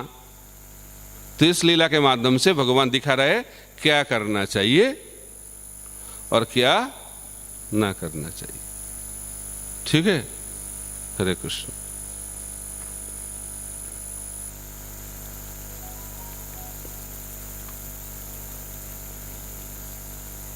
महाराज जी सक्सेस का डेफिनेशन समझ नहीं आया आपका, जो आप बता रहे थे कैसे एंडेवर में सक्सेस है, रिजल्ट में नहीं है, लेकिन रिजल्ट में तो है महाराज सक्सेस। वो भगवान देखते नहीं रिजल्ट क्या हो रहा है।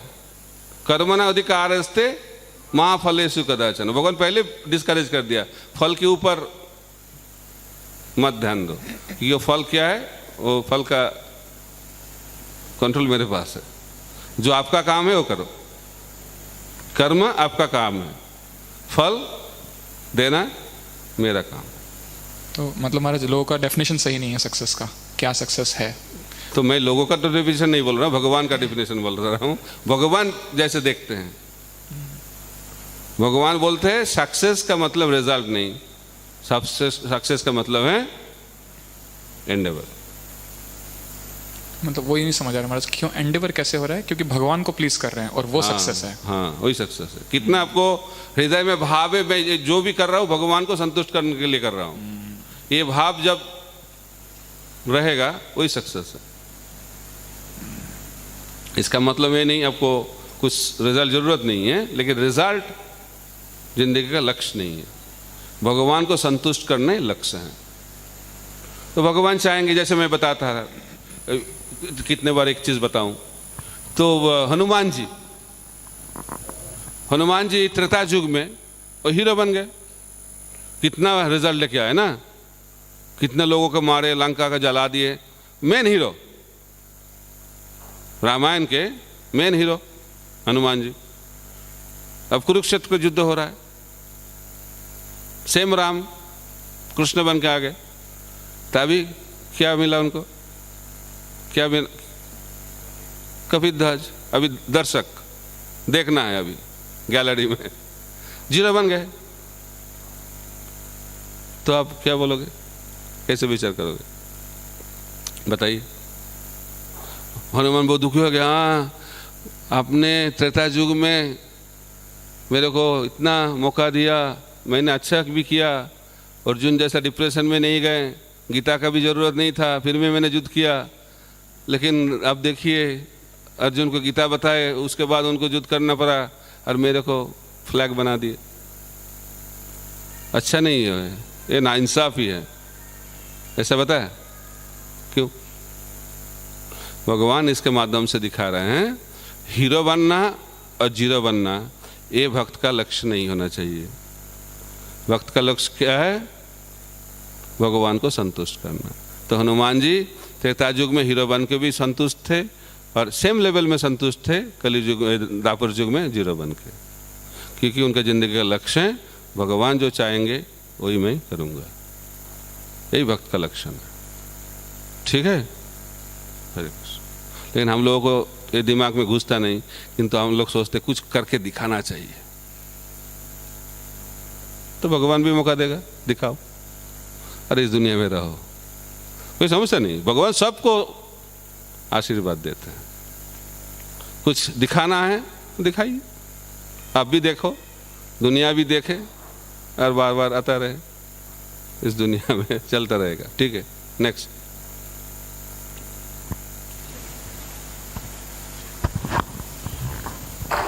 हरे कृष्ण महाराज जी। महाराज जी आप बता रहे थे सुनने के ऊपर श्रवण, कैसे रुक्मणी जी भगवान के बारे में सुन के और भगवान के लिए प्रेम वो किए, तो ऐसे ही आप बता रहे थे कैसे कि हमें रैपिड अटेंशन के साथ में, जैसे शिला प्रभुपाद बोलते हैं, और दूसरा बोला आपने फेथ।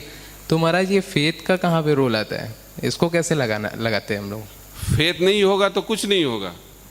आदो श्रद्धा तथा साधु संग भजन क्रिया। श्रद्धा का मतलब श्रवण करने से ही प्रेम मिलेगा, इसमें श्रद्धा नहीं होगा तो श्रवण कैसे होगा? तो आप बोलेगे वो बतलाए, देखते हैं, कर लेते हैं, अटेंडेंस देना पड़ता है, दे देता हूँ, श्रवण कर लेता हूँ, तो कोई श्रद्धा नहीं है। श्रवण कर रहे हैं लोग, आ भी जाते हैं, लेकिन उनका काम करते हैं, तो उसका मतलब श्रवण कर रहे हैं लेकिन श्रवण नहीं कर रहे हैं, क्योंकि श्रद्धा है नहीं। ठीक है, एनी अदर एग्जाम्पल महाराज जी? मतलब इसमें समझ में नहीं आया। तो जो चीज कर रहे हो उसमें उस कार्य में जो उस कार्य का जो फल भगवान ने बताए, शास्त्र में बताए, उसके ऊपर विश्वास नहीं है तो आप उस कार्य में कैसे सफल होगे? भगवान बताए श्रवण करने से प्रेम हृदय में प्रकट होते हैं। ये विश्वास है? नित्य सिद्ध कृष्ण प्रेम साध्य को बुनाए, श्रवण आदि शुद्ध चित्ते करो उदय। नित्य सिद्ध कृष्ण प्रेम हृदय में है, लेकिन उसको प्रकट करना है तो सुनना चाहिए।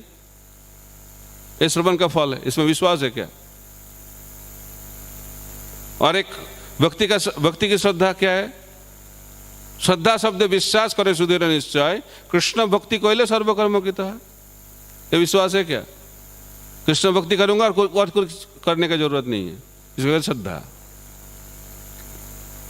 तो इस श्रद्धा भाव से जब कोई श्रवण करेगा तो श्रवण का फल मिलेगा। तो श्रद्धा 100% हृदय में जागृत होता है जब कोई प्रेम प्राप्त करता है। तो श्रद्धा से चालू होता है भक्ति और श्रद्धा से ही अंत होता है। श्रद्धा is a journey, it's not a product. श्रद्धा से कोई कार्य चालू होता है और श्रद्धा से ही उस कार्य का लक्ष्य हम लोग प्राप्त कर पाते हैं। तो श्रद्धा डिफरेंट लेवल में श्रद्धा है। साधु संग जब करते तभी श्रद्धा, भजन क्रिया तभी श्रद्धा, अनर्थ निवृत्ति तब भी श्रद्धा। श्रद्धा जरूरत है हर स्टेज में। श्रद्धा निष्ठा में श्रद्धा, रुचि में श्रद्धा, आसक्ति में श्रद्धा, भाव में श्रद्धा, उसके बाद प्रेम में श्रद्धा। प्रेम में श्रद्धा 100%। ठीक है।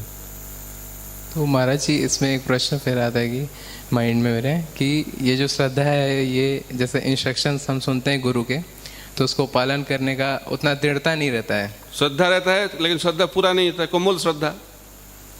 तो इसको कैसे अच्छा कर? बार बार सुनना पड़ेगा। बार बार जब श्रवण करोगे अनर्थ जितना निवृत्ति होगा उतना ही श्रद्धा बढ़ता जाएगा। ठीक है ना? अनर्थ है, श्रद्धा भी है, इसलिए हम लोग साधक हैं। जब अनर्थ पूरा रूप से चला जाएगा, पूर्ण रूप से, तब श्रद्धा 100% हो जाएगा, तब प्रेम, तो ये अनर्थ नहीं है। जब तक अनर्थ रहेगा हृदय में, श्रद्धा 100% नहीं हो सकता है। लेकिन श्रद्धा जरूरत है कुछ कार्य करने के लिए, तो श्रद्धा रहता है, लेकिन उस श्रद्धा 100% नहीं रहता है, डिफरेंट लेवल में रहता है। ठीक है? लेकिन ओवरऑल एक श्रद्धा होना चाहिए। शुद्ध भक्ति करना है तो कर्म का जो फल और ज्ञान का जो फल, उस वासना से मुक्त होना बहुत जरूरी है। तब शुद्ध भक्ति में हम लोग आगे बढ़ पाएंगे। ये श्रद्धा बहुत जरूरी है। ठीक? और कुछ? हरे कृष्ण महाराज। महाराज मेरा एक छोटा सा प्रश्न है, जैसे कि हम देखते हैं कि कुछ भक्त लोग जो नए नए उत्साहित होते हैं, बहुत मतलब 2 साल 3 साल जैसे आते हैं भक्ति में, तो बहुत उत्साहित रहते हैं। तो यहाँ पे महाराज 2 प्रश्न आते हैं मेरे दिमाग में कि पहला तो हमें किस लेवल पे कैसे हमें उनको रेस्पेक्ट करना चाहिए, पहली चीज़ तो। फिर उसके बाद दूसरा आता है कि हम कुछ भक्तों को, मतलब बहुत सारे लोगों को देखा कि जल्दी आते हैं भक्ति में, बहुत उत्साहित रहते हैं, उसके बाद में गायब हो जाते हैं वो। तो फिर ये संख्या भी बहुत है। यस महाराज। तो वही होता है कि फिर हमारे दिमाग में यही डाउट होता है कि ठीक है, वैसे ही केस होगा कि हाँ जल्दी आए भक्ति में, हारी बोल करेंगे और उसके बाद चले जाएंगे। तो थोड़ा सा क्या ना, ये दिमाग में संशय रहता है कि क्या रहता है, ये कितने दिन तक टिकेगा? तो ये खेल में कितने दिन तक टिकेगा, ये तरह संदेह होता है। ठीक है? तो महाराज इसको तो क्या करना चाहिए? इसको समझे कैसे, मतलब कि कैसे इसको ओवरकम करें? क्या समझना, मतलब समझना चाहते हैं आप? कि कोई भक्त भक्ति में आया है तो हमारे दिमाग में कहीं ना कहीं ये डाउट ही है कि हाँ उसको हम अच्छे से रिस्पेक्ट नहीं कर पा रहे। मैं बताता हूँ, कोई भक्ति में आए और चले गए, ये स्वाभाविक है। और भक्ति में आए नहीं जा रहा है, वो स्वाभाविक नहीं है इस दुनिया के लिए। ठीक है? इसीलिए बताते हैं, it is difficult to become devotee, very difficult to stay as devotee, and most difficult to stay happy as devotee. ठीक है, तो भक्ति में आए, ये सबसे बड़ा इम्पोर्टेंट चीज़ है। एक दिन के लिए भी आए वो बहुत बड़ा है, क्योंकि वो इटर्नल बैंक अकाउंट है। स्वल्पोमपि यस्य धर्मस्य त्रायते महतो भात। ये बैंक अकाउंट कभी कोई ऑटो डेबिट नहीं होता है। जो हो गया इस अकाउंट में वो रहेगा। हम लोग को नहीं जानना चाहिए चले गए, वो चले गए नहीं, कभी नहीं जाएगा, वो वापस फिर आएगा।